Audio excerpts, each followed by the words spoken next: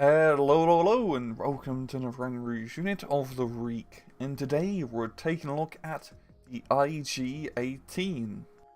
After the First World War, the German military realised that they need more smaller caliber infantry support guns to support infantry in a more direct tactical level. This would eventually culminate into the IG-18, which has a rather interesting history. It was originally designed in 1927, and they technically designed it in Switzerland to avoid the whole Versailles Treaty, but it wouldn't enter into German military service in 1932.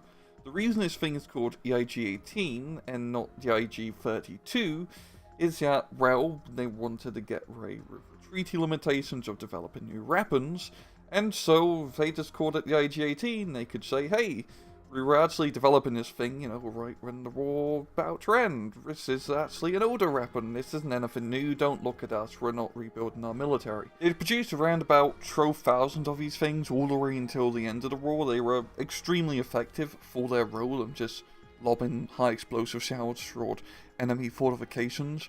The rather interesting thing about this gun is actually it can be broken down into smaller pieces, 6 to 10 pieces from what I've heard, and you can carry all of these things up a mountain, for example, probably not the most fun thing to do, and then reassemble it. It's made it extremely easy to transport compared to other infantry guns, and it could be used in more remote locations, such as in top of a Russian mountain. In-game, the IG-18 is a 35-point infantry gun available to 20th Panzer, Ringtaunt, Lehr, 12th SS, 20th Panzergren, 25th Panzergren, 17th SS Panzergren, 1st FS, 78th Infantry, 14th Infantry, 28th Jaeger, 122nd Infantry, 352nd Infantry, and the 1st Romanian Tank Division. And it has a single gun. So the weapon is the IG-18 itself. No surprise there.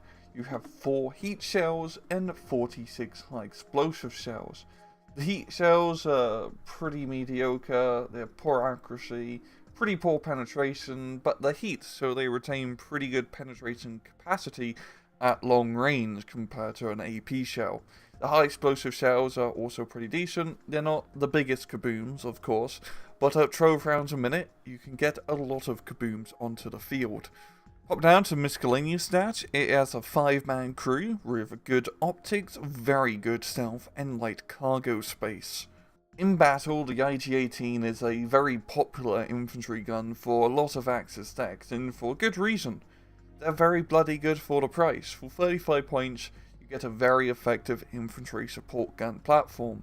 This thing will deal with a lot of infantry and soft target threats if you get it into a good position.